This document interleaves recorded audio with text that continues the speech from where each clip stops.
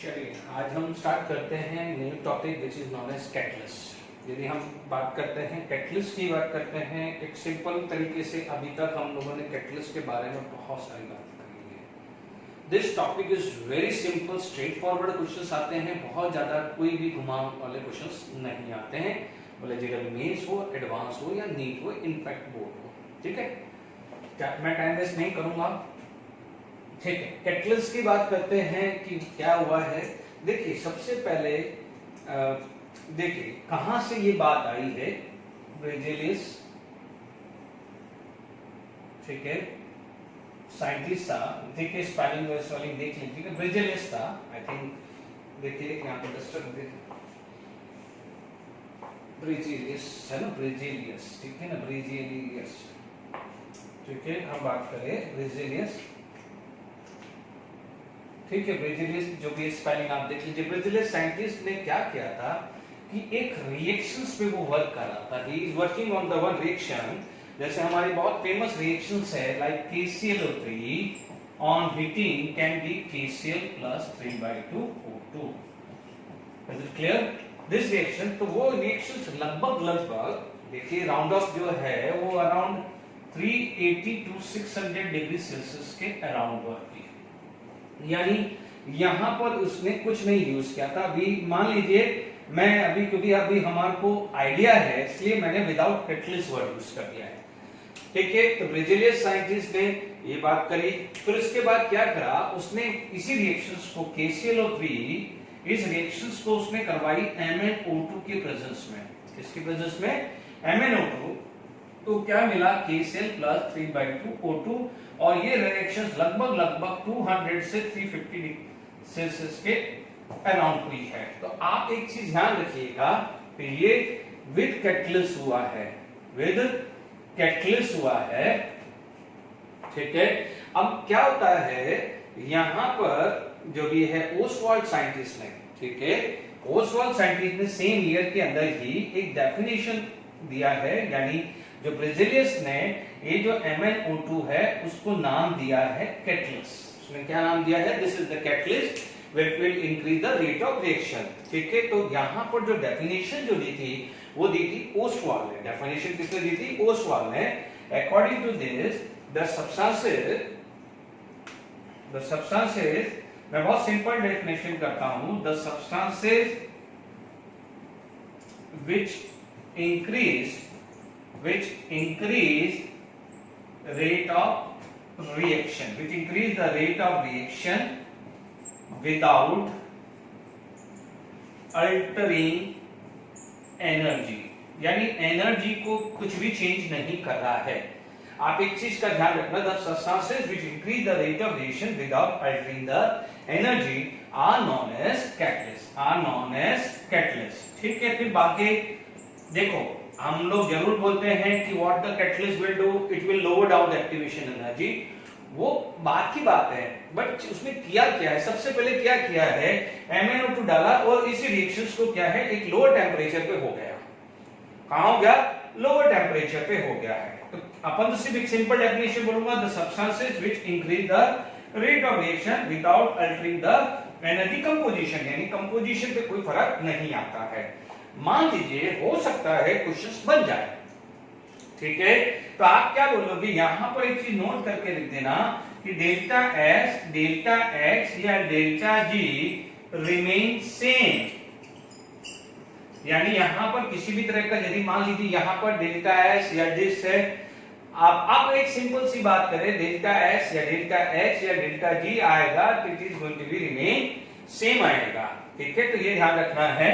तो आप यहां पर जरूर ध्यान रखना कैटलिस्ट के वर्क करते पे क्या होता है। अब आप देखिए कई बार क्या होता है, कैटलिस्ट वर्क करता है, कैटलिस्ट वर्क करता है तो उसकी एफिशिएंसी आती है एक मैक्सिमम पे चली जाती है। ठीक है, तो मान लीजिए कहीं आप डेफिनेशंस पढ़ रहे हो, ठीक है, if you are going to study about the definitions, तो वहां पर एक डेफिनेशन में एक वर्ड आएगा which is known as optimum temperature. क्या आएगा? Optimum temperature. ठीक है, the term would be optimum ability। तो तो यहां तक हमारे को पता चल गया है कि energy composition is not going to be change, यानी डेल्टा एच या delta S is not going to be change.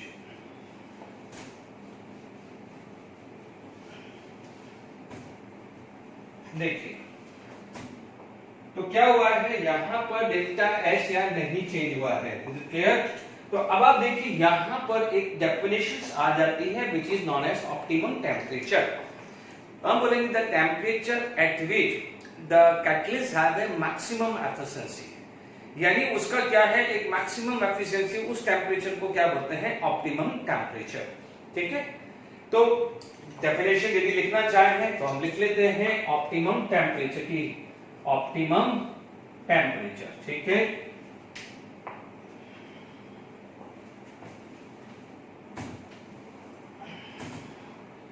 ठीक है, तो ऑप्टिमम टेम्परेचर की डेफिनेशन क्या लिखेंगे, टेम्परेचर एट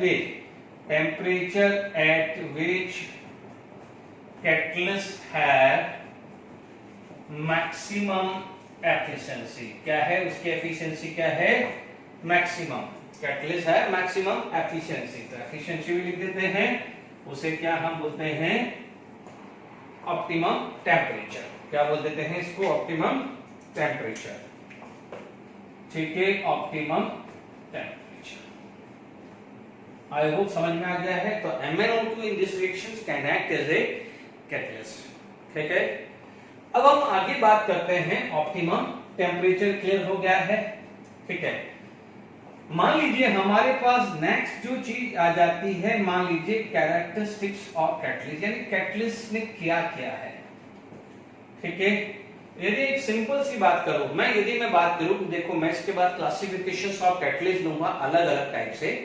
ठीक है, जैसा जैसे चल रहा है वैसे ही बात कर रहा हूं। ठीक है, हमारे जो एनसीईआरटी में और जेडब्ल्यू में फर्क क्या होता है, देखिए सब कुछ है, सिर्फ एक या दो पॉइंट अलग है। ठीक है, वो एक कोई बहुत बड़ी बात नहीं है। ठीक है, जैसे हम एनसीईआरटी में पॉजिटिव नेगेटिव कैटलिस्ट पढ़ते हैं, but auto catalyst induce catalyst नहीं होता है, बट वो 2 लाइन की डेफिनेशंस है, तो उसमें इतना बहुत बड़ा हेडेक नहीं है। बाकी प्रोमोटर है, एक्टिवेटर है, सिलेक्टिविटी है, एक्टिविटी होमोजेनियस हेटेरोजेनियस, ठीक है, सेफ सेलेक्टिव है। उस सेफ सेलेक्टिव पे तो बहुत बार क्वेश्चंस भी बने हुए हैं, एंजाइम कैटलिस्ट आ जाता है, या थ्योरी कैटलिस्ट थ्योरी भी होती है। ठीक है, अब आप देखिए कैरेक्टरिस्टिक्स ऑफ कैटलिस्ट की हम बात करें। ठीक है, तो हम क्या बोलते हैं, सबसे पहली जो चीज आ जाती है, it will lower down the activation energy. मैं पॉजिटिव कैटलिस्ट की बात कर रहा हूं, मैं भी क्लासिफाई करूंगा कि पॉजिटिव और नेगेटिव कैटलिस्ट की बात क्या करते हैं। ठीक है, हमारे पास सबसे पहला उसका कैरेक्टरिस्टिक्स आता है लोअर द एक्टिवेशन एनर्जी। इसको करते हैं, एक्टिवेशन एनर्जी को क्या कर देता है, वो लोअर कर देता है। Activation energy is going to be lower. होता क्या है कि suppose if there is a graph between energy versus reaction coordinate, ठीक है, रिएक्शन कोऑर्डिनेट है, तो व्हाट हैपन, यहां पर क्या है कि let it be this is the energy of this. अभी थोड़ी देर के लिए एंडोथर्मिक या एक्सोथर्मिक मत सोचिए, ये सब केमिकल काइनेटिक का पार्ट है ना। अभी आप सिंपल समझ लीजिए कि कोई रिएक्टेंट है, प्रोडक्ट में है, अब मान लीजिए यहां पर उसको क्या है, एक एनर्जी लगती है, this is known as activation energy. ठीक है, अब क्या करता है कि यहां पर जो चीज हुई है, देखिए अब यही ग्राफ क्या हुआ, ऐसा बन जाएगा, यानी ये ग्राफ कैसा हो जाएगा, ऐसा। ठीक है, अब आप देखेंगे, मैं आपको 1 by 1 बता रहा हूं। तो what happen, this is known as without catalyst, this is without catalyst हो गया है। ठीक है, विदाउट कैटलिस्ट। ठीक है, ये वाला जो है, ये ब्लू वाला जो है वो आ जाएगा विद कैटलिस्ट। तो आप देखिए, ढंग से समझ लीजिए। अब आप देखिए what is this is known as delta H, this is known as delta H. तो आप देखो डेल्टा एच विद कैटलिस्ट या विदाउट कैटलिस्ट तो सेम ही है ना। और आप देखो अभी थोड़ी देर पहले के लिए डेल्टा एच सेम आ गया, एग्री और नॉट। ठीक है, अब आप देखो KClO3 will give KCl plus 3/2O2। चलो टेम्परेचर है, डेल्टा जी हटा दीजिए, डेल्टा जी की छोड़ दीजिए, delta H and delta S तो सेम ही रहेगा। अब आप देखो यहाँ पर ये 3/2 O2 ये गैस है, ये सॉलिड है, ये सॉलिड। रिएक्शन सेम रहेगा तो यहाँ पर डेल्टा एन तो 1 रहेगा। यहाँ पर नंबर ऑफ मोल्स जो गैसेस की बात करें, ठीक है, मैं यहाँ पर आप बोलोगे number of moles of gases product minus gases reactant, वो तो सेम ही रहने वाला है। तो डेल्टा एन जब सेम रहेगा तो एंट्रोपी भी क्या होगी, सेम ही तो रहेगी। तो there is no change in the entropy and delta, yes delta G में भी change because temperature is going to be change, ठीक है, because delta G equal to delta H minus 3 delta H, ठीक है। तो कोई बात नहीं, आप डेल्टा जी हटा दीजिए, delta H and delta H you can keep, वो तो आपके सामने प्रूव किया है। Delta H is not going to be change, जब डेल्टा एच सेम रहेगा, आप देखो ये विदाउट कैटलिस्ट हो या विद कैटलिस्ट हो, दिस रिमेन सेम। तो आप क्या बोलोगे, एंट्रोपी क्या हो जाएगा, सेम, एंट्रोपी सेम। तो डेल्टा एच क्या है, विद कैटलिस्ट ले लूं या विदाउट कैटलिस्ट ले लूं, सेम रहेगा। नो डाउट डेल्टा जी, एक बात देख, delta G minus 3 delta H, this is going to be change if the temperature is going to be change, तो definitely delta G is going to be change. But अपन क्या है, कुछ इसको मान लेते हैं, ठीक है। तो यहां तक आपका क्लियर हो गया है कि it will lower down the activation energy. देखिए क्या होता था, what is the activation energy, मान लीजिए यहां पर यहां से यहां वैल्यू 200 है, कितनी वैल्यू है, 200, ये वैल्यू 200 है। तो व्हाट हैपन, ये जब यहां से 200 है तो let it be this is the 50 amount of energy possessed by reactant molecule, तो इट रिक्वायर एडिशनल 150, वो तो हमने पढ़ा है। अब क्या करेगा, 150 की जगह क्या हो जाएगा, 120 कर देगा, ठीक है। कैसे करता है, क्या करता है, वो हम आगे इसकी थ्योरी, एडजॉर्प्शन थ्योरी पे बात करेंगे कि इसमें क्यों हुआ, कैसे हुआ, है ना। आप समझ लीजिए कि यहां पर उसने एक्टिवेशन एनर्जी को 120 कर दिया, तो 150 में आप देखेंगे 150, क्योंकि देखिए यहां पर क्या हुआ है, जब मान लीजिए यहां पर 50 था, ये मान लीजिए 50 था, ये आपको एडिशनल 150 चाहिए, तो उस समय काइनेटिक एनर्जी सपोज एक 0 कर देते हैं। मान लीजिए मैं रूम टेम्परेचर पे लेके गया, तो रूम टेम्परेचर पे काइनेटिक एनर्जी मान लीजिए 50 हो गई, तो हम 50 था पहले, 50 और हो गए तो 100 हो गई, अभी भी उसको एडिशनल 100 चाहिए। तो आप क्या करोगे, टेम्परेचर बढ़ाओगे, टेम्परेचर बढ़ाओगे तो क्या होगा, काइनेटिक एनर्जी धीरे धीरे धीरे इंक्रीज होगी। अब जब काइनेटिक एनर्जी 150 हो जाएगी, यानी 50 पहले थी और 150 अब हो गई, तो टोटल क्या हो जाएगा, 200। क्या थी, यहां पर 50 तो था, because this is the internal energy of reactant molecule which is not going to be change, क्योंकि the reactant molecules may have any kind of energy, kinetic हो सकती है, पोटेंशियल हो सकती है, वाइब्रेशनल हो सकती है, तो इंटरनल एनर्जी कुछ ना कुछ तो प्रेजेंट होगी। वो मान लीजिए 50 थी, ये 150 थी, टोटल क्या हुआ 200। बट मान लीजिए अब ये 50 था, अब मान लीजिए ये 120 और चाहिए, ठीक है। तो 150 को काइनेटिक एनर्जी 0 से 150 होना है और काइनेटिक एनर्जी 0 से 120 होना है, तो किसमें टेम्परेचर कम होगा, आप बोलोगे बट ऑब्वियसली जिसमें एक्टिवेशन एनर्जी 120 चाहिए, तो 120 पे क्या हो जाएगा, लोअर टेम्परेचर होगा। तो that's why this reaction can be occur at lower temperature, यानी कैटलिस्ट विदाउट कैटलिस्ट पे जो T टेम्परेचर पे हुआ था, तो विद कैटलिस्ट क्या हो जाएगा, लेस देन T टेम्परेचर पे होगा। तो आप समझ जाइए कि सपोज यहां से यहां तक अचीव करने के लिए 150 तक अचीव करने पे उसको T टाइम लगा, 150 को अचीव करने पे T टाइम लगा, तो बट ऑब्वियसली 120, तो देखो आप देख लीजिए, समझिए 0 से लेके 150 यहां तक आप उसको टाइम लगा T, बट उसको अब तो 120 अचीव करना है, तो यहां से लेके यहां तक क्या हो जाएगा, लेस देन T आएगा कि नहीं आएगा, time is less than T आएगा। मान लीजिए यहां 10 मिनट हुआ, तो हो सकता है इसको अचीव करने के लिए 1 मिनट लगेगा। तो जब टाइम कम हो गया है, तो what is the rate of reaction, change in concentration with respect to time. What is the rate, rate को आप क्या बोलोगे, rate equal to change in concentration with respect to time. पहले जहां पर 10 मिनट लग जाता, मान लीजिए 10 मिनट मान लिया, तो ये आया, अब क्या हुआ, 10 मिनट की जगह क्या हो जाएगा, 8 मिनट हो गया है, तो rate of reaction is going to be decreases, ठीक है। तो कैरेक्टरिस्टिक्स ऑफ कैटलिस्ट में सबसे पहले क्या आता है, लोअर द एक्टिवेशन एनर्जी, यानी एक्टिवेशन एनर्जी क्या हो जाती है, यहां से लोअर हो जाती है, ठीक है। अब दूसरी चीजें जो आती है कैरेक्टरिस्टिक्स में, वो आती है कि mass and composition is not going to be change, the mass and composition is not going to be changed,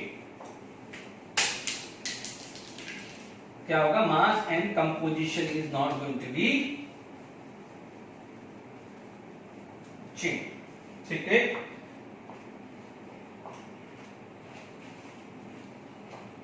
देखिए तो सेकंड क्या आ जाएगा, mass and composition of reactant and product,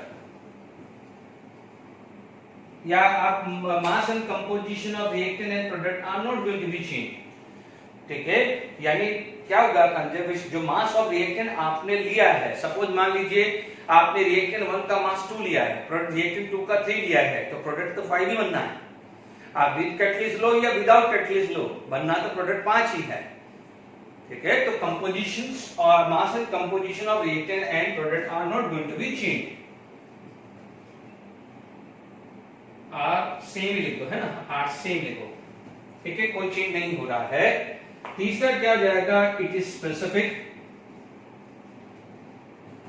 it is specific, specific का मतलब क्या हुआ कि जैसे मान लीजिए अभी आप लोगों ने पढ़ा है कि reduction of alkyne can be done in presence of निकल, पैलेडियम या platinum.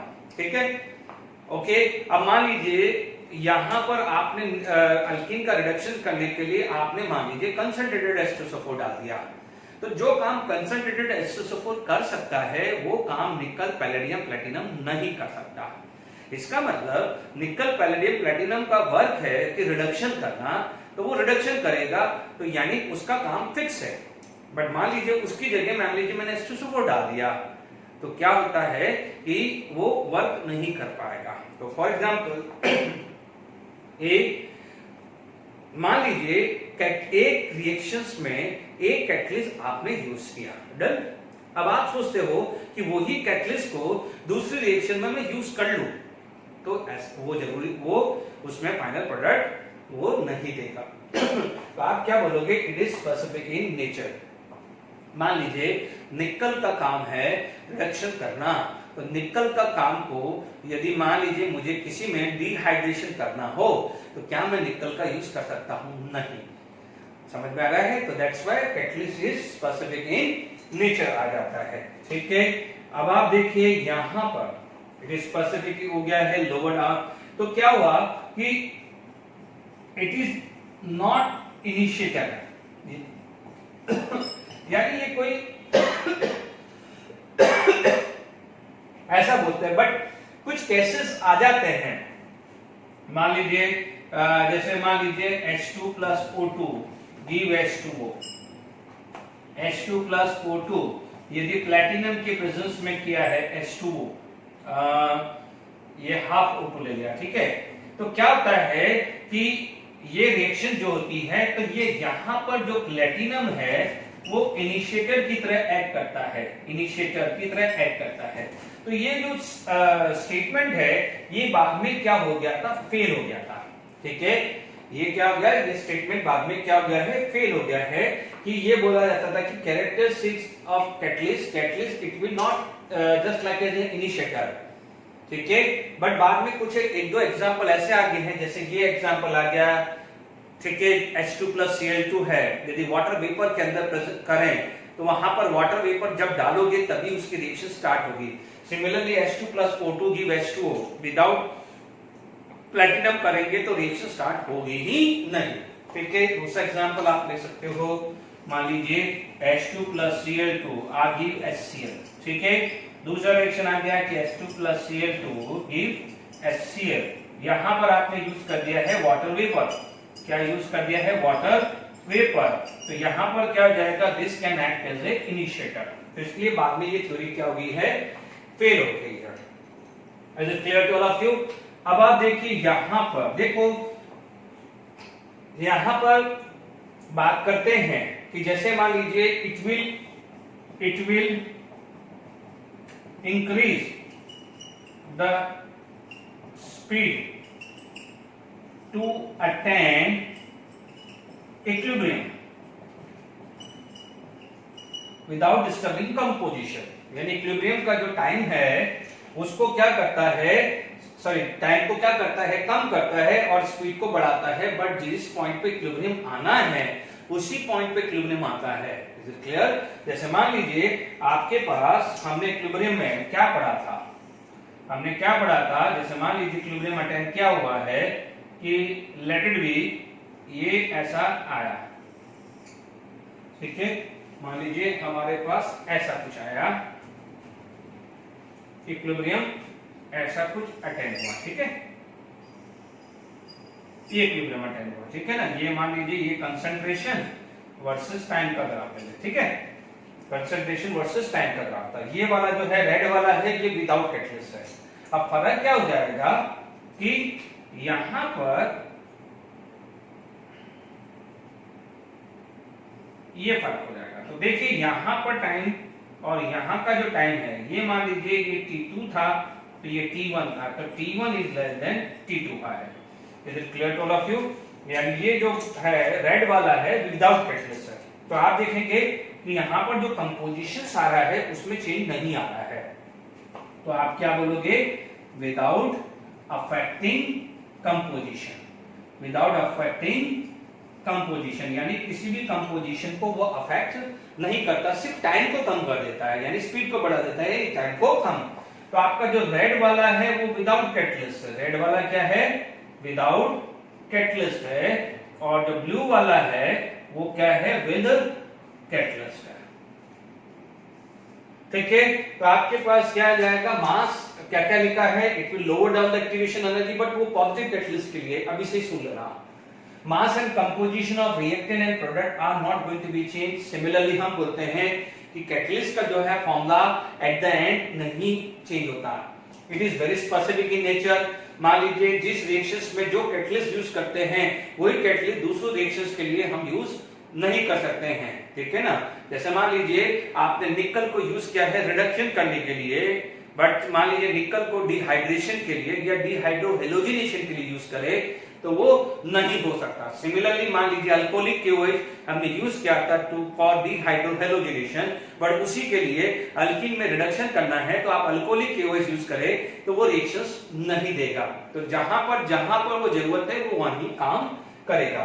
It is not the initiator, ठीक है, बट बाद में ये फेल हो गया क्योंकि एक दो एग्जांपल ऐसे हैं कि जहां पर जैसे without water, without any catalyst, this reaction is not going to be start, but if we put some small amount of platinum, this started. Similarly, this reaction is not start without any catalyst, but if we add some water vapor, this is going to be start. तो ये क्या हो जाएगा? बाद में इस theory, ये theory जो है वो क्लियर नहीं हुई, ये स्टेटमेंट क्लियर नहीं हुआ है, ठीक है। It will increase the speed to attain the equilibrium, ठीक है। डायग्राम थोड़ा सा सही बना देना। आप देख लीजिएगा ये रेड है, 82 टाइम पे उसने इक्विलिब्रियम अटेन किया है, बिकॉज़ इक्विलिब्रियम पे क्या आता है? Rate of forward is equal to rate of backward. अब क्या हुआ? विद कैटलिस्ट क्या हो जाएगा? टाइम कम लिया है बट कंपोजिशन रिमेन्स सेम। तो आप क्या बोलोगे? It will increase the speed to attain equilibrium without affecting the composition, ठीक है। सिर्फ टाइम को कम कर रहा है, या आप बोलोगे स्पीड को बढ़ा रहा है, ठीक है। मैंने कुछ पॉइंट्स बात कर रहे हैं, ठीक है। तो अपन आगे बात करते रहते हैं। नेक्स्ट पॉइंट क्या बात कर सकते हैं, ठीक है।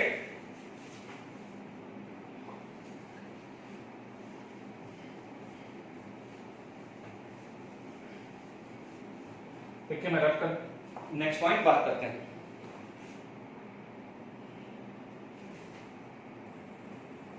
तो रफ हो गया है। तो देखिए अभी यहां पर नेक्स्ट जो हमारे पास जो पॉइंट है 6 मान लीजिए। तो देखिए एक स्मॉल अमाउंट, जो स्मॉल अमाउंट का, देखिए स्मॉल अमाउंट का भी आप कैटलिस्ट डालोगे तो इट इज सफिशिएंट। तो आप क्या बोलोगे? Small quantity of a catalyst is sufficient. Small quantity of catalyst is sufficient for reaction, है ना। 7th है delta H, delta S and delta G remain same. देखिए ये डेल्टा G बहुत कंट्रोवर्शियल होता है, बट अभी लिख दीजिए क्योंकि कई बार बोलते हैं कि टेम्परेचर चेंज हो जाता है, बट क्योंकि this value is going to be same तो डेल्टा G रिमेन सेम। क्योंकि मैंने जो पढ़ा है वो तो देखिए delta G is all are going to be same because this is the energy and energy remain conserved. According to my concept, energy remain conserved. यदि कोई बच्चा न्यूमेरिकल या मैथमेटिकल लगाएगा कि डेल्टा एच सेम है, डेल्टा एच सेम है, but because it is taken place at lower temperature तो delta G might be change. तो मैं तो मेरा यदि मान लीजिए मुझे बोले तो I will keep a delta G because this is the free energy, ठीक है।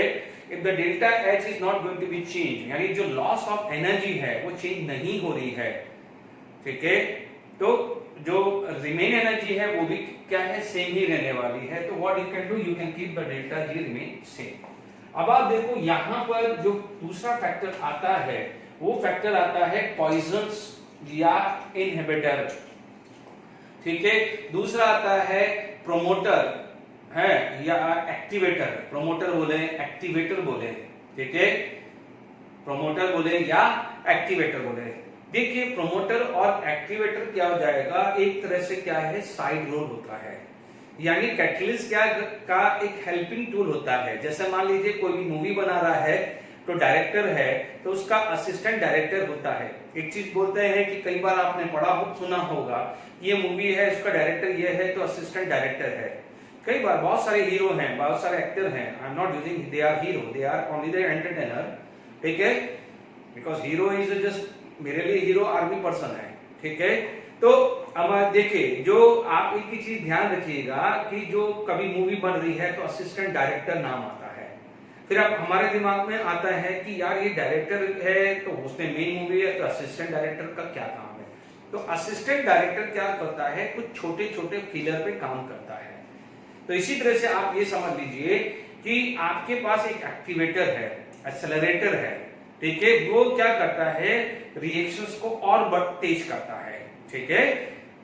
इसी तरह से जो पॉइजन है वो रिएक्शंस को क्या करता है, रिटार्ड, यानी accelerator which will accelerate the reaction and the poison या inhibitor they are retard the reactions, ठीक है। ये सिंपल सा डेफिनेशन है, ठीक है। तो आप क्या बोल सकते हैं कि मान लीजिए मेरे पास 8 जो पॉइंट आ गया है which is known as promoter, ठीक है, एक्टिवेटर, ठीक है, प्रोमोटर या एक्टिवेटर। भले चाहो तो इसको 8 पॉइंट ना बना के अलग से डेफिनेशन भी लिखेगा, फिर मैं इसका डेफिनेशन भी लिख दूंगा, ठीक है। तो आप क्या करेगा, इट विल एक्सेलरेट द, या इसको एक्सेलरेटर भी बोल सकते हैं, एक्सेलरेटर भी बोल सकते हैं, ठीक है, प्रोमोटर एक्टिवेटर। तो it will accelerate the chemical reaction, ठीक है। ध्यान रखना कि ये आने से एक्टिवेशन एनर्जी को कोई फर्क नहीं पड़ रहा है, गलती मत करना। Catalyst it will lower down the activation energy so the rate of reaction is increases, it will accelerate the reaction. अब वो कैसे करता है, ध्यान से सुन लीजिए कि इसका जो मैकेनिज्म है, यानी कौन सा है फैक्टर जो है, मान लीजिए फैक्टर, तो वो क्या करता है, सबसे पहले it will increase space lattice, या बोलोगे डिस्टेंस। सस्ता सुंदर टिकाऊ लैंग्वेज डिस्टेंस को बढ़ा देता है, बॉन्ड लेंथ को बढ़ा देता है। जैसे मान लीजिए आपके पास क्या है, जैसे it will increase the space lattice, या जो भी कुछ भी लैटिस जो है, या डिस्टेंस आप सिंपल बोलो। मान लीजिए हमारे पास निकल था, ठीक है, अभी अपन हाइड्रोजनेशन का ही केस ले लेते हैं, हम हाइड्रोजनेशन का ही केस ले लेते हैं, निकल इज ए कैटलिस्ट, ठीक है। अब मान लीजिए इसके अंदर हाइड्रोजन क्या हुआ है, ट्रैप हो गया है। मान लीजिए हाइड्रोजन की बॉन्ड लेंथ ऐसा मान लीजिए कि hydrogen is going to be trap, ठीक है, एक तो काम ऐसा होता है। अब मान लीजिए यहां पर क्या है कि हम लोगों ने निकल के साथ मोलिब्डेनम डाल दिया है, तो क्या करता है, निकल के साथ आप मोलिब्डेनम डाल देते हैं तो क्या करेगा, देखिए मैं बना रहा हूं यहां पर निकल, यहां निकल, यहां निकल, यहां निकल, ठीक है। मैंने बहुत ज्यादा गैप दे दिया है, ठीक है,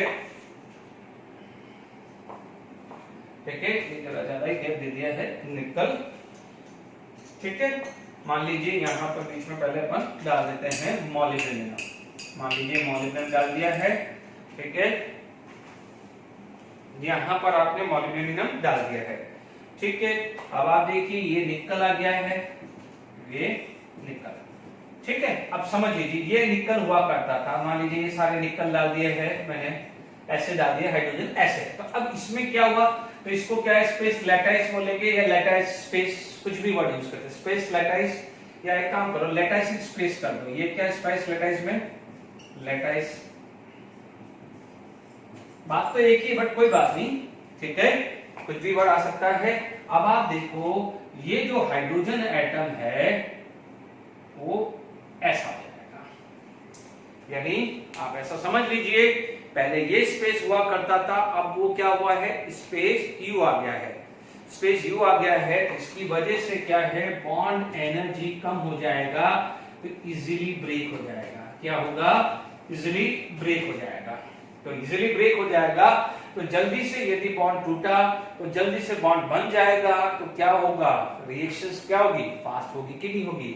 तो ये पहला कि हाउ इट विल वर्क, तो पहला फैक्टर क्या है, it will increase the lattice space या डिस्टेंस। सेकंड क्या करता है, it will increase peak and crack on metal surface.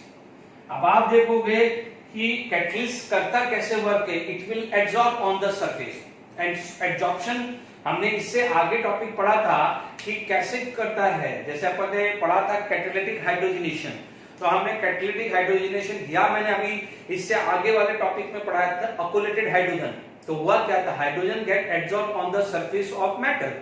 तो अब आप देखो मेटल के ऊपर यदि किसी भी एब्जॉर्बेट का एब्जॉर्प्शन होता है तो it is because of active area, because of active area, is it clear to all of you, ठीक है, एक्टिव एरिया या मान लीजिए जो ऐसे हैं, these are known as peak, these are known as peak।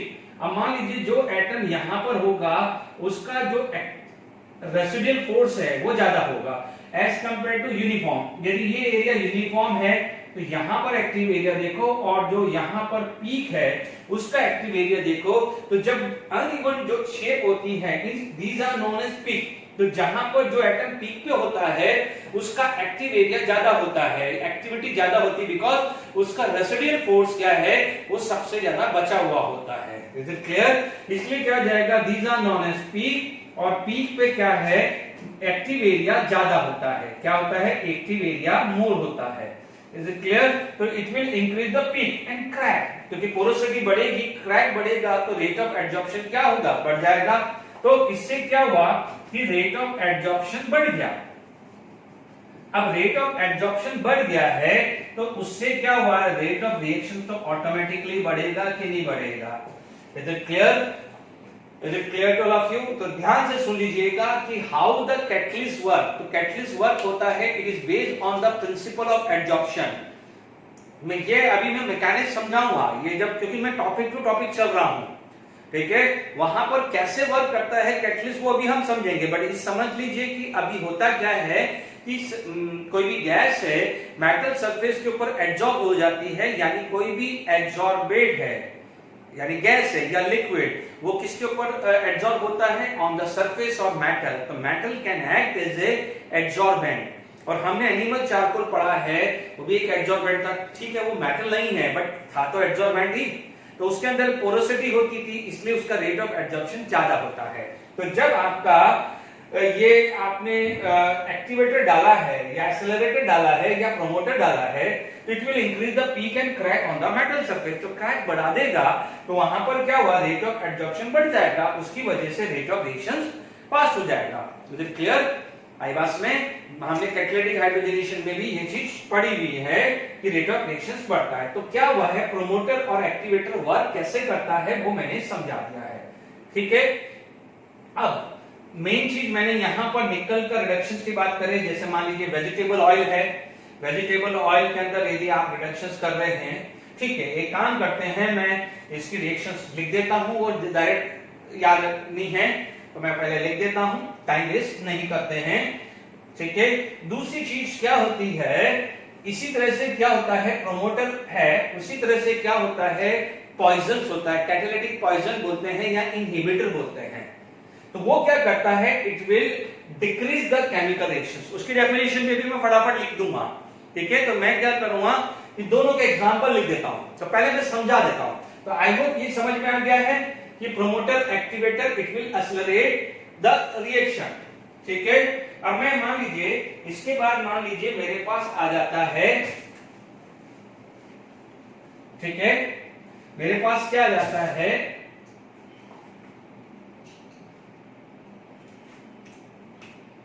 मान लीजिए हमारे पास आ जाता है poison,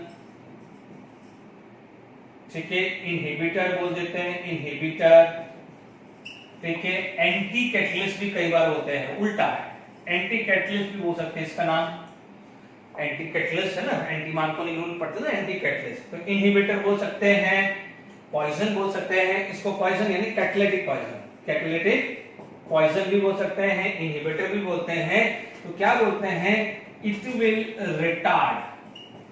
retard the chemical reaction, बिल्कुल सिंपल है, it will retard the chemical reaction. याद करिए लिंडार कैटलिस्ट पढ़ा हुआ है कि व्हेन अल्काइन के अंदर हाइड्रोजन डालते हैं in presence of PDBSO4 PDCHCO3, तो क्विनोलिन क्या था, it can act as a inhibitor, it can act as a poison.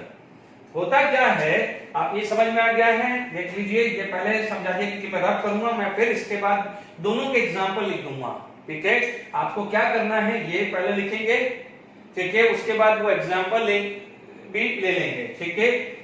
तो मैं अभी समझा रहा हूं, फिर मैं दोनों की डेफिनेशन भी लिख दूंगा, पहले मैंने यहां पर समझा दिया है, it will retard the chemical reaction. तो होता क्या है, मेरी बात ध्यान से सुनिए कि इसके अंदर वर्क कैसे होता है।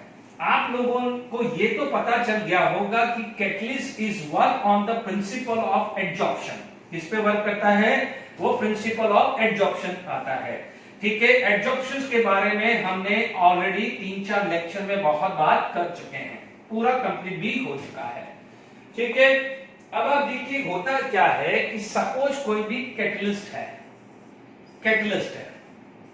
ठीक है, this catalyst can work as a adsorbent, क्योंकि वो कैटलिस्ट होगा, उसके पे पीक होगा, पोरस होगा, तभी क्या हो जाएगा, वो अच्छा एडजॉर्बेंट कहलाएगा, ठीक है। तो कैटलिस्ट को हम एडजॉर्बेंट बोलेंगे, क्यों नहीं बोल सकते हैं, इज इट क्लियर। अब आप देखिए, मान लीजिए इसके ऊपर कोई पार्टिकल पहले से ही प्रेजेंट है,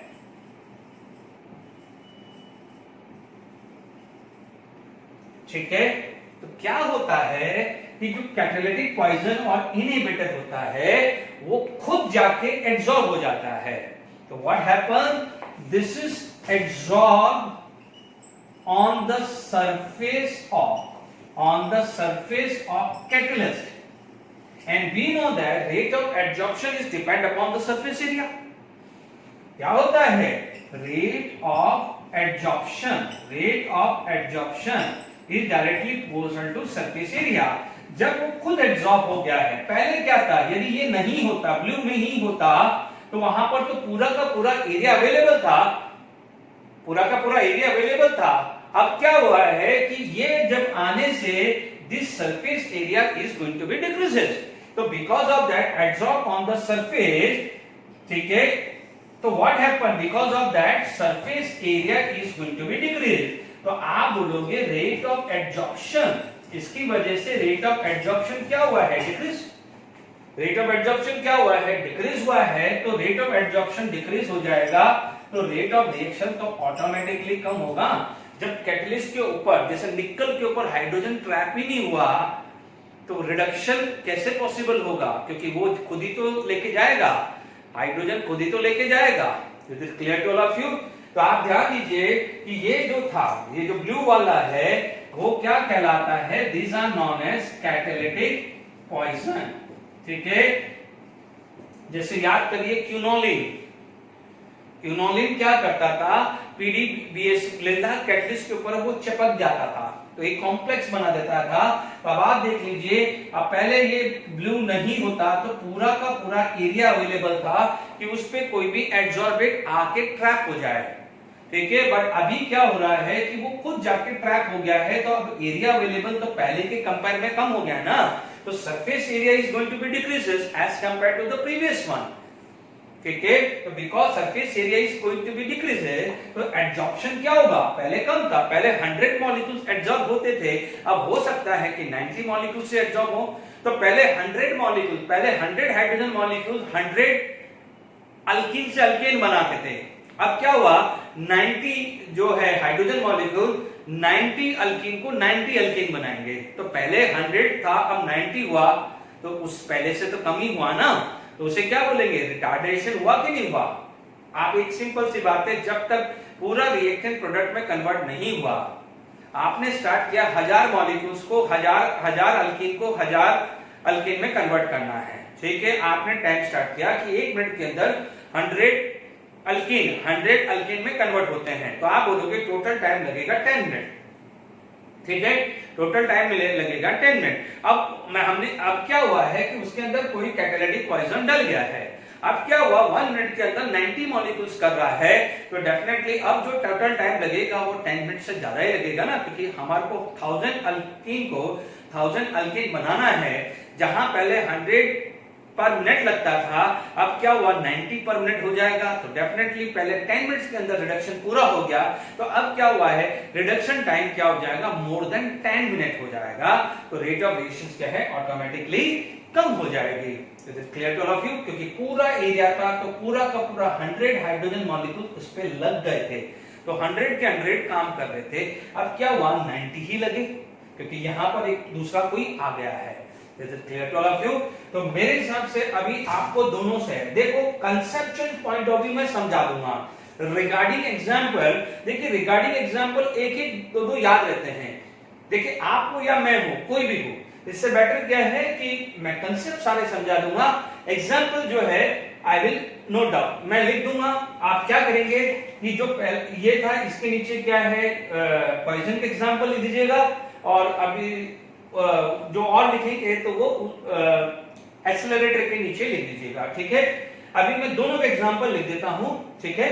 तो आई होप समझ में आ गया है, एक बार और सुन लीजिए कि what the promoter, activator, accelerator can do, what happen, वो क्या होता है, बीच में फंस जाता है, बीच में फंस जा। आप एक चीज समझ लीजिए कि मान लीजिए कोई लकड़ी है, मान लीजिए कोई कुल्हाड़ी से मारी है, वो फंस गई, और आपने यू कुल्हाड़ी को यू किया है, तो क्रैक बढ़ते हैं कि नहीं बढ़ते हैं, इमेजिन वैसे कर दो। यानी जो कुल्हाड़ी है वो क्या हो जाएगा, it can act as accelerator, वो बीच में फंस रहा है, जैसे वो जितना फंसेगा क्या होगा, क्रैक बढ़ेंगे कि नहीं बढ़ेंगे, बस वैसा ही काम है। तो मोलिब्डेनम निकल के बीच में पड़ा है, तो उस पहले जो क्रैक तो उसके कंपेयर में क्रैक क्या हो जाएंगे, बढ़ जाएंगे, तो गैप ज्यादा मिलेगा, तो एक तो हाइड्रोजन मॉलिक्यूल्स ज्यादा एब्जॉर्ब होंगे, एक तो वो केस हो गया। दूसरा क्या है कि जो हाइड्रोजन मॉलिक्यूल एब्जॉर्ब हो गए हैं वो भी क्या हो जाएगा, उनके बीच में भी क्या है, स्पेस है या गैप है, वो भी बढ़ जाएगा। इसकी वजह से हाइड्रोजन बॉन्ड टूटना आसान हो जाएगा। हाइड्रोजन बॉन्ड टूटेगा तभी तो वो हाइड्रोजन जो है वो सामने अल्कीन में जाके लगेगा। तो this is how the promoter या एक्सेलरेटर या activator can work. How the poison inhibitor या anti catalyst can work, what happen, वो क्या है कि एब्जॉर्बेट से पहले खुद एब्जॉर्ब हो जाता है, यानी हाइड्रोजन गैस मान लीजिए निकल के ऊपर एब्जॉर्ब हो, उससे पहले वो खुद एब्जॉर्ब हो जाएगा। तो जो हाइड्रोजन गैस की जगह थी उसमें कुछ जगह वो खुद ने ले ली। तो अब आप देखो surface area for hydrogen it is going to be decreases, ठीक है। तो क्या होगा, जब surface area is going to be decreases तो क्या हुआ, रेट ऑफ एब्जॉर्प्शन कम हुआ, तो रेट ऑफ रिएक्शन क्या है वो भी कम हो जाएगा, ठीक है। मैं एग्जांपल लिख लेता हूं, देखिए यहां पर हम लोग ने, मैंने आपको प्रोमोटर एक्टिवेटर समझा दिया है, N2 plus CH2 give 2NH3, इसमें एपी कैटलिस्ट था बट उसमें एमओ प्रोमोटर डाला, ठीक है। तो these are the catalyst and promoter, these are the catalyst and promoter. इसमें ये कैटलिस्ट है तो ये पॉइजन, पॉइजन यानी कैटलिटिक पॉइजन, तो ये कैटलिस्ट होगा तो ये poison, these are the catalyst and poison. ये रिएक्शंस आएगी, this is for the preparation of this. तो ये आपकी रिएक्शन बहुत इंपॉर्टेंट है, ये एल्डिहाइड की प्रिपरेशन में आएगी, ठीक है। तो जब एल्डिहाइड की प्रिपरेशन आएगी तो रोजनमैन रिएक्शंस भी हम लेंगे, this is the preparation of aldehyde, ठीक है। ज्यादा दिमाग नहीं लगाना, कांसेप्ट क्या था वो समझा दिया है, तो एग्जांपल्स आपके सामने हैं, इट इज क्लियर। ये रिएक्शन तो क्या है बहुत यूज होगी, तो इसलिए इसका याद रहेगा, ठीक है। तो हमने अभी प्रोमोटर या एक्टिवेटर समझा है। देखिए मैंने टाइम वेस्ट किए भी ना, ठीक है। जो चीज बिल्कुल सिंपल है उसमें मैं ज्यादा टाइम नहीं लूंगा, ठीक है। अब आप देखो आगे क्या होता है कि हमारे पास कैटलिस्ट जो है उसका क्लासिफिकेशन हम चालू कर देते हैं। ठीक है, हमने क्या करा कि कैटलिस्ट का क्लासिफिकेशन चालू करा है। ठीक है बच्चों, इसमें क्या है, टाइम वेस्ट नहीं होना चाहिए। तो आपके पास क्या जाएगा, नेक्स्ट जो आ जाएगा टाइम क्लास, मतलब you can classify the catalyst into the two way. देखिए दो तरीके होते हैं, एक तो फेजेस पे देख तरीका होता है और एक उसके वर्किंग पे होता है। तो it is based on the phase.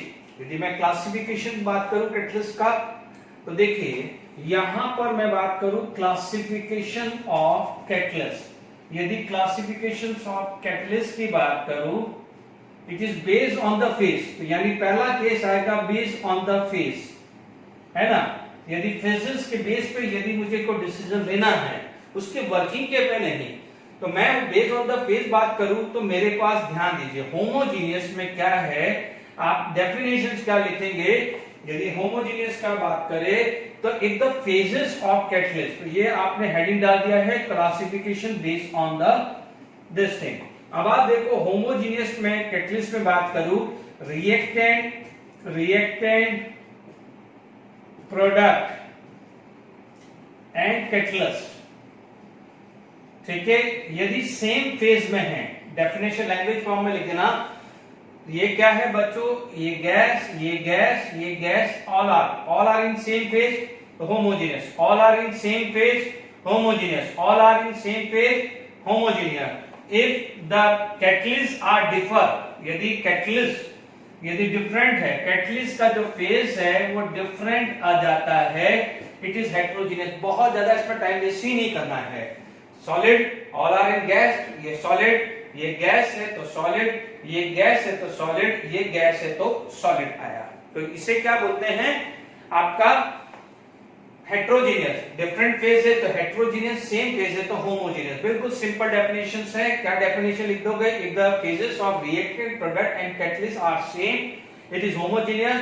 If the phase of catalyst are differ from the reactant and product are known as heterogeneous catalyst. बस इससे ज्यादा कुछ नहीं आएगा। क्वेश्चन आएगा which of the following is homogeneous या which of the following is heterogeneous, बस देखते ही आपको क्लियर हो जाएगा। अच्छा, अब आप देखिएगा इसके बाद इसकी वर्किंग के ऊपर आपका डिफरेंट डिपेंडेंसी होती है। चार टाइप के क्लासिफिकेशन होते हैं। One is positive catalyst. अब आप देखो what is the work of catalyst, it will lower down the activation energy. तो आप क्या बोलोगे, what the positive catalyst will do, it will lower down the activation energy so the rate of reaction is going to be increases. अब आप देखो ये सारे के सारे एग्जांपल जितने भी है, ये वाला नहीं, पॉइजन नहीं, ये आप देख लीजिए, ये सारे के सारे एग्जांपल। ठीक है, ये मैं इतना सारे एग्जांपल लिखने की जरूरत नहीं है, जो एक्चुअल कैटलिस्ट वर्क कर रहे हैं। पॉजिटिव कैटलिस्ट जो है, अभी मैं ये सारे के सारे एग्जांपल जो हैं, दिस आर द ये एग्जांपल या ये जो अभी वाले थे ना प्रोमोटर वाले, all these are the example of positive catalyst because in this case there is a increase in the rate of reaction. तो एक्चुअली कैटलिस्ट का काम क्या है, lower down the activation energy so the rate of reaction get increases.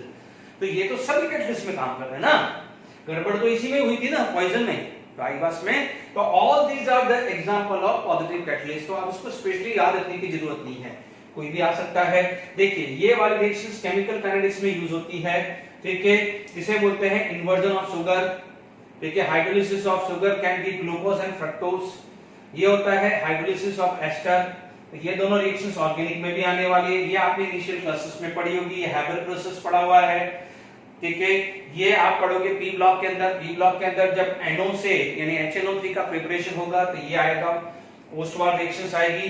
Vegetable oil का reductions करते हैं तो vegetable घी बनता है। तो ये सारी रिएक्शन धुआं गिरा के कहीं ना कहीं आने वाली है। तो इसको ऐसा नहीं है कि आज आपने याद करी थी बाद में याद नहीं होगी। आप देखेंगे ये रिएक्शंस आएगी कहां, जब प्रिपरेशन ऑफ एस्टोसोकोर करोगे, ये हैबर प्रोसेस हुआ। ये जब preparation of HNO3 P block में करोगे तो वहां आएगा। ये आएगा केमिकल काइनेटिक्स के अंदर, इसको बोलेंगे हाइड्रोलिसिस, या एस्टर में आप पढ़ोगे प्रिपरेशन ऑफ एसिड में भी काम आएगी। ठीक है, ये आ जाता है इन्वर्जन ऑफ शुगर, ये बायोमोलिक्यूल्स में भी रिएक्शंस आती है, या डे टू डे लाइफ में भी हम ये बात करते हैं, या अल्कोहल में भी आप इसको यूज करते हैं कि जब आप शुगर का हाइड्रोलिसिस करते हैं तो ग्लूकोज और फ्रक्टोज लेते हैं, ग्लूकोज और फ्रक्टोज से इथेनॉल बनता है। जाइमेस और इन्वर्जन प्रोसेस, तो वहां पर भी ये रिएक्शंस आने वाले, इन्वर्टेज से इन्वर्जन आएगा और जाइमेस यूज करके इथेनॉल आएगा, तो सारी रिएक्शंस आने वाली घुमा फिरा के कहीं ना कहीं, तो आज क्या घबराइएगा नहीं। तो ठीक है, तो पॉजिटिव कैटलिस्ट में मैं डेफिनेशन लिख देता हूं क्लासिफिकेशन में, ठीक है। तो अब ये क्लासिफिकेशन तो on the basis of phases, वो तो आई होप क्लियर हो गया होगा सब बच्चों का, तो क्लियर। तो अब आप देखिए यहां पर हमारे पास, देखिए यहां पर हमारे पास जो नेक्स्ट क्लासिफिकेशन जो आ जाता है वो आ जाता है क्लासिफिकेशन ऑफ कैटलिस्ट, ठीक है। नेक्स्ट क्लासिफिकेशन जो है उसमें सबसे पहला क्या आ जाता है, पॉजिटिव कैटलिस्ट। यदि मैं पॉजिटिव कैटलिस्ट की बात करूं तो क्या करता है, it will lower the activation energy, it will lower the activation energy, so the rate of reaction increases, rate of reaction increases. Simple है, इस पे बहुत बात हो चुकी है, हमने बात करी हुई है, अभी हमने ग्राफ बनाया था, फटाफट से मैं याद दिला दूं, तो ये क्या हो जाएगा, पोटेंशियल एनर्जी, ये potential energy versus reaction coordinate, reaction coordinate का ग्राफ बनाया था।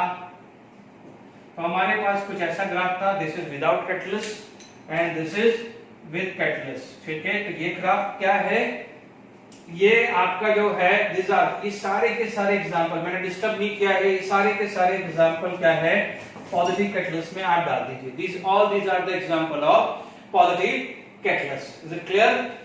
तो हमारे पास पॉजिटिव कैटलिस्ट हुआ, नेगेटिव कैटलिस्ट में क्या होगा वर्क, ठीक है। तो ये फर्स्ट क्लासिफिकेशन हो गया है पॉजिटिव कैटलिस्ट। सेकंड जो क्लासिफिकेशन जो आ जाता है which is known as negative catalyst की बात करते हैं, ठीक है। सेकंड क्लासिफिकेशन क्या जाता है, नेगेटिव कैटलिस्ट। तो नेगेटिव कैटलिस्ट में क्या है, सिर्फ क्या हो जाएगा, जहां पर लोअर था वहां पर हायर हुआ और जहां पर इंक्रीज था तो वहां पर क्या हो जाएगा, डिक्रीज हो जाएगा। जैसे ये वाला वर्क था, ठीक है। तो आप देखेंगे, देखिए इट विल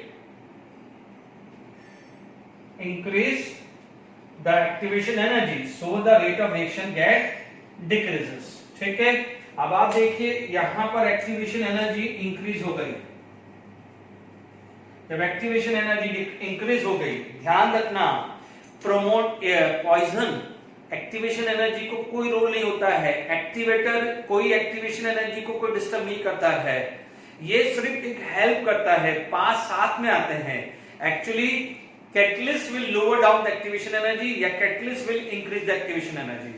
तो ध्यान रखना, कोई बच्चा नेगेटिव कैटलिस्ट को पॉइजन मत ले लेना, या कोई बच्चा पॉजिटिव कैटलिस्ट को क्या है प्रोमोटर मत ले लेना। प्रोमोटर सिर्फ उसका एक हेल्पिंग टूल है, या पॉइजन वो भी एक हेल्प, मतलब हेल्प ऐसा समझ लो कि वो साथ में है, गलती नहीं होनी चाहिए। Positive catalyst is not accelerator, negative catalyst is not poison, तो गलती मत करना है, ठीक है। कैटलिस्ट लोअर या इंक्रीज करता है, तो गलती नहीं होनी चाहिए। तो देख लीजिए, आप देख लीजिए यहां पर जो है रेड वाला है ये विद कैटलिस्ट आ गया है, ठीक है, और जो ब्लैक वाला है वो क्या है, विदाउट कैटलिस्ट है। ब्लैक वाला क्या है, विदाउट कैटलिस्ट है। तो आप देख लीजिए पहले के कंपेयर में एक्टिवेशन एनर्जी बढ़ गई है, एक्टिवेशन एनर्जी बढ़ेगी तो रेट ऑफ रिएक्शंस क्या हो जाएगा, डिक्रीजेस हो जाएगा। देखिए जैसे आपके पास मैंने इन एग्जांपल पॉजिटिव कैटलिस्ट का था, एक पॉजिटिव कैटलिस्ट में हमने शुरू में भी पढ़ा था कि KClO3 can be KCl plus CO2 MnO2, ठीक है। अब आप देखिए H2O2 का डिकम्पोजिशन प्लैटिनम में करते हैं तो वो पॉजिटिव कैटलिस्ट होता है, ठीक है। और तो ये सारी की सारी बात हमने पॉजिटिव कैटलिस्ट की बात कर ली है, ठीक है। अब मान लीजिए कई बार क्या होता है, क्लोरोफॉर्म ऑक्सीडेशन करते हैं, उसमें स्मॉल अमाउंट का कोई एसिड डाल दिया या ग्लिसरॉल डाल दिया, ठीक है। तो ये कुछ एग्जांपल्स है जाते हैं नेगेटिव कैटलिस्ट का, ठीक है। तो मैं नेगेटिव कैटलिस्ट के एग्जांपल्स हम लिख देते हैं। चलिए यहां पर अपने पास नेक्स्ट कैटलिस्ट आ गया था negative, it will increase activation energy. तो these are the some example क्योंकि देखो ये एग्जांपल हमें ध्यान ही रखने हैं। Na2SO3 plus half O2 give Na2SO4 plus half O2 give Na2SO4। H2O2 में क्या है कि स्मॉल अमाउंट ऑफ ग्लिसरीन डालोगे, यदि विदाउट ग्लिसरीन होगा तो मान लीजिए रेट R1 है, तो विद ग्लिसरीन क्या हो जाएगा, रेट R2 आएगा, तो R2 is less than R1 आ जाएगा। क्लोरोफॉर्म में O2 डालेंगे तो ये गैस क्या आती है, फॉस्जीन, इसे क्या बोलते हैं, फॉस्जीन। ठीक है, क्या होता है कि फॉस्जीन क्या है, पॉइजनस होती है। आप देखेंगे ये बहुत इंपॉर्टेंट रिएक्शन से, ये जो रिएक्शन है आपके चैप्टर 10 अल्काइल हैलाइड में भी आएगी कि क्लोरोफॉर्म, यदि हम देखते हैं कि ऑपरेशन थिएटर के अंदर क्लोरोफॉर्म को क्या है, लिक्विड फॉर्म में या कहीं फॉर्म में प्रिजर्व करके रखते हैं, क्योंकि क्या है, एक the chloroform is exposed to the air, it is going to be phosgene gas. Phosgene gas यदि बन जाएगी तो डॉक्टर और पेशेंट दोनों एक अपनी पोजीशन पे जहां है वैसे ही रहने वाले हैं। इसका मतलब दोनों के दोनों जो है वो निमट सकते हैं। Is it clear? तो this is very poisonous gas. अब मान लीजिए यदि ऐसे होने के चांसेस है तो उसके अंदर क्या है, अल्कोहल डाल के करते हैं, लगभग 1% अल्कोहल डाल देते हैं, तो इसकी वजह से क्या है, फॉस्जीन का फॉर्मेशन यदि हो भी रहा है तो वो रिड्यूस हो जाता है, तो इतना हार्म नहीं देता है। अदरवाइज यदि फॉस्फेट फुल फ्लैश में प्रोड्यूस हो तो उसके सराउंडिंग जो जो मिल जाता है वो द एंड हो जाता है। तो ध्यान दीजिएगा, phosgene gas is very dangerous gas.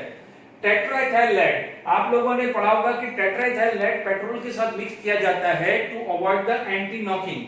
ठीक है, can act as anti knocking agent, क्योंकि क्या है, it will decrease the knocking in the engine. Engine के अंदर यदि नॉकिंग होती है उसको रिड्यूस करने के लिए TeL विद पेट्रोल डाला जाता है, जिसे बोला जाता है टेट्राइथाइल लेड। ये इंपॉर्टेंट है।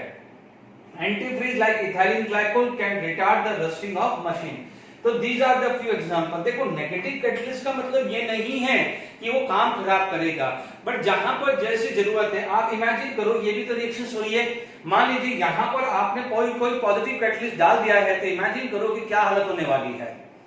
आप यहां पर डालोगे कि यदि मान लीजिए कुछ ऐसा डाल दिया तो नॉकिंग इंजन की बढ़ गई, तो भी तो काम खराब होने वाला है, क्योंकि देखो नॉकिंग तो होगी, इंजन की नॉकिंग तो होगी, तो उसके अंदर कुछ मिक्सचर आप डालोगे, क्योंकि फ्यूल कंबस्टन होगा तो नॉकिंग होगी, तो इसमें आपने ये मिक्स कर दिया है तो it will retard the knocking.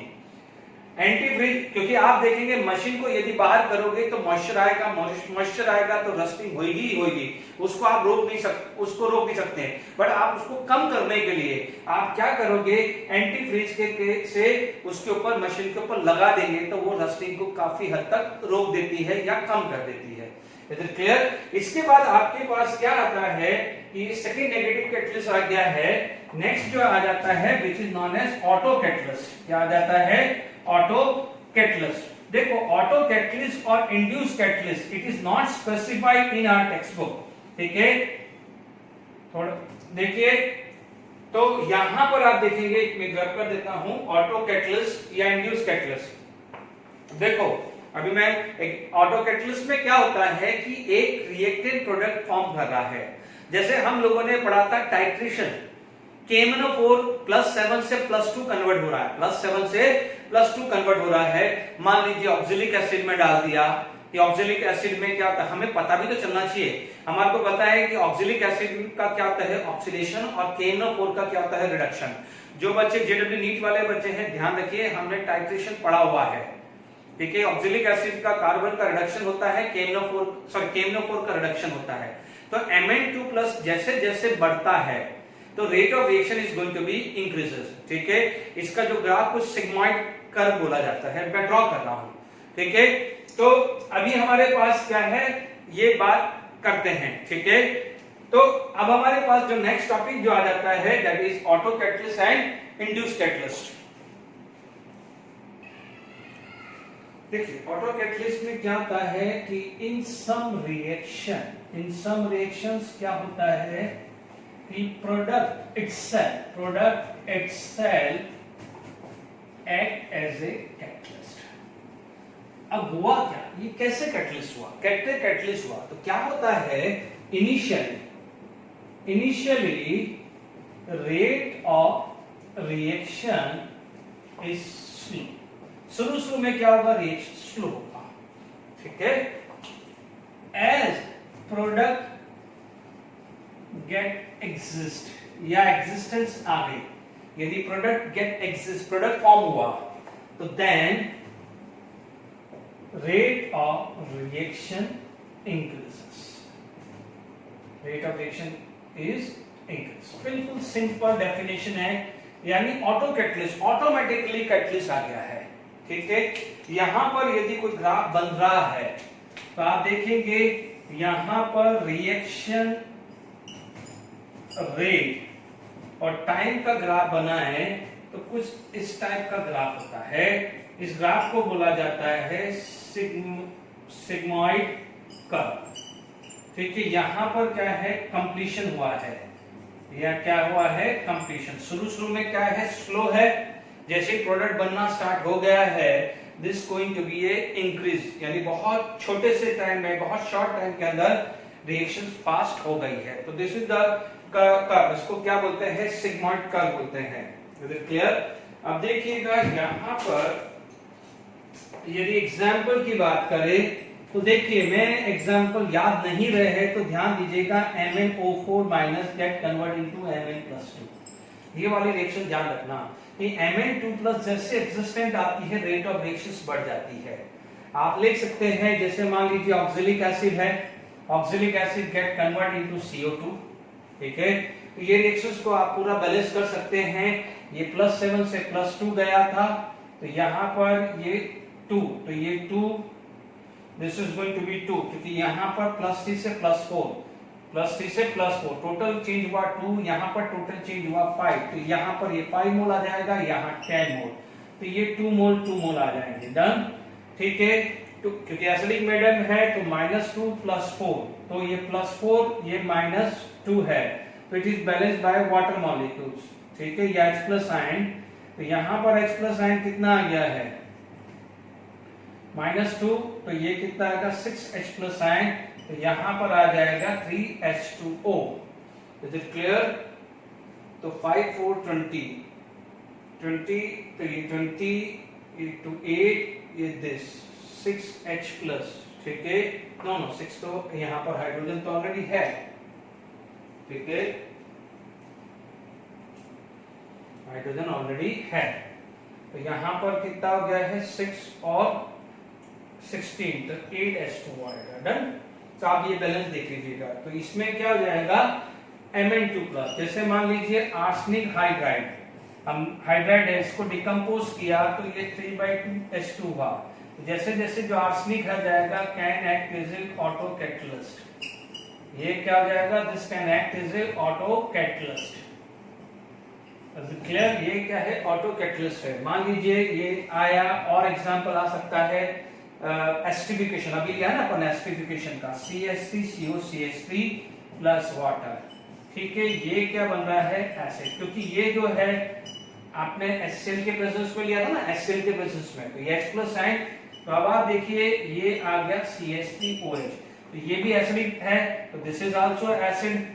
ठीक है, तो एसिड में एक और एसिड बढ़ रहा है, क्योंकि दिस रिएक्शन आकर इन एसिडिक मीडियम, और यहां से भी एसिड बढ़ रहा है, तो रेट ऑफ रिएक्शंस क्या हो जाएगा, बढ़ जाएगा, क्योंकि ये एक्सिस्टेंस आना पड़ेगा तो और पहले के मुकाबले और बढ़ जाएगा। तो can act as a auto catalyst. तो these are the few example, यही एग्जांपल, इसके अलावा कोई इक्का दुक्का होगा तो ठीक है। तो ये ऑटो कैटलिस्ट है, these are the auto catalyst example।